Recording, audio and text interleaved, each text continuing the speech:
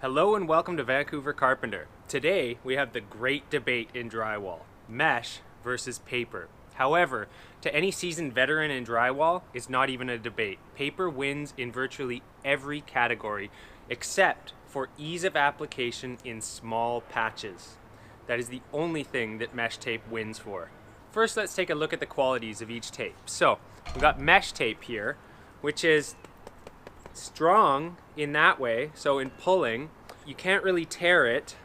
I've got to use a knife to be able to do this, but that doesn't mean that it's strong. So take a quick look at it this way.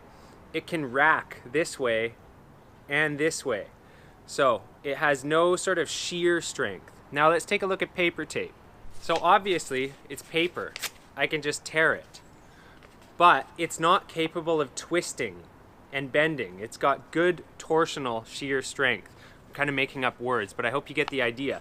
It can't move, and it's still strong like this too. So it's perfectly adequate in that way.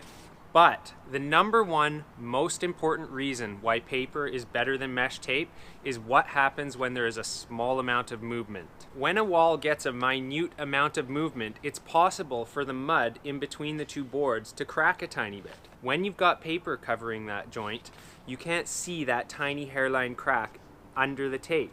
Mesh, on the other hand, there's nothing stopping you from seeing that hairline crack.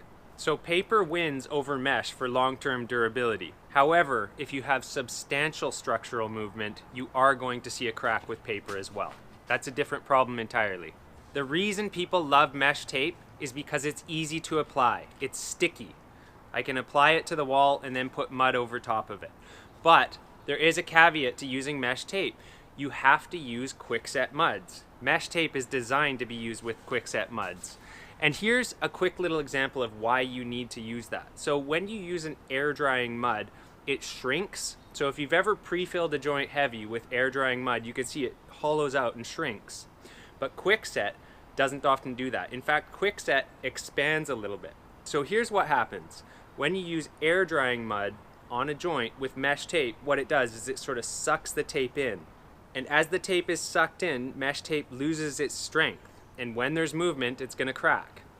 When you use quickset, which expands a tiny bit, it actually puts the tape under tension. And we already know mesh tape does really well under tension. So as the quickset expands, it puts the tape under tension, which gives it more resistance to cracking.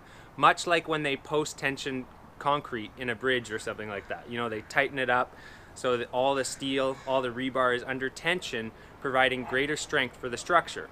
Same idea. Now I know a lot of you are going to say, but Ben, I taped my place with mesh tape and air drying mud and nothing happened. That's right, most of the time it won't crack. However, when you're doing drywall for a living, you're only as good as the last joint that cracked. And the only time I would tape a job with mesh tape and even quickset is when I'm given a tailgate warranty. And I don't like to give those. Do you know what a tailgate warranty is? A tailgate warranty is when the warranty expires when your tailgate goes over the horizon. So nobody wants those. So that's why I use paper tape and taping mud or all-purpose. There is a bigger learning curve to using paper tape, but it is well worth it in the end. The main thing you have to think about is you need your mud to be saturating into the tape so that it sticks to the wall and fuses the paper of the new drywall to the paper of the paper tape with mud. They kind of mesh together and embed.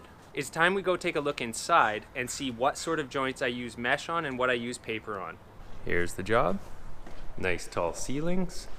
Hopefully the echo's not too bad. Okay, so here we have a big patch. It's all been pre-filled, and this is all gonna get paper tape. And the reason is there's a big structural component. That's a post. See right there? It's carrying all the way over there to another post, and there's no way I'm gonna put mesh tape, which could crack, on a structural joint.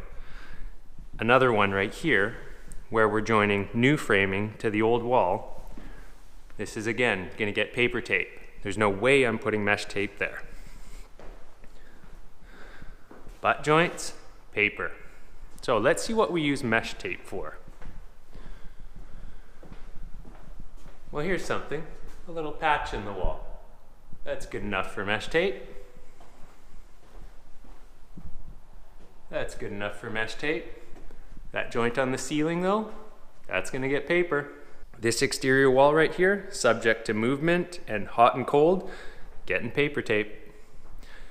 This, behind the tile backsplash, it's gonna get paper tape without pre-fill. We're just gonna slap it on. Little joint right here, gonna be under the corner bead. Mesh tape's good enough for that. Small patch in the ceiling, mesh tape.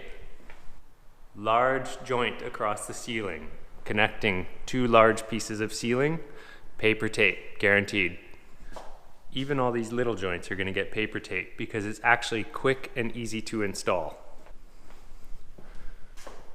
More patches, mesh tape is adequate. Another argument against paper is that it's slow. Well, not really. I mean, production tools, anyone? You can't use any of these with mesh tape. And you also can't use mesh tape in corners. I know some people do, and yeah, it's been fine, but honestly, why would you put mesh tape in a corner? Paper tape has a crease specifically designed to go in a corner. There is no crease in mesh tape. You have to fold it in yourself and then hope that you can magically make a straight corner after the fact. So there's really no reason to use these in corners. And the only reason that I don't use paper tape on all of my very small patches is one, they're all securely fastened and are never gonna move and crack. And two, because when you're putting a bunch of small pieces of paper tape all laid out on little patches, they kind of overlap and they're hard to wipe out. So that's the only reason I don't. Otherwise I would do 100% paper all the time. So anyways, this is one tradesman's opinion on mesh versus paper. Mesh has its place. I do use it a fair bit, but only when I am sure that it will not be subject to movement and won't crack. Unless, of course, you're the kind of customer that's getting a tailgate warranty. So anyways, I hope you at least found this useful, interesting, or informative. If you didn't, I'm sure you'll let me know in the comments. Thanks for watching Vancouver Carpenter. If you don't want to miss out on any other videos, be sure to subscribe. You can always hit that thumbs up to let me know what you thought. And happy taping to you.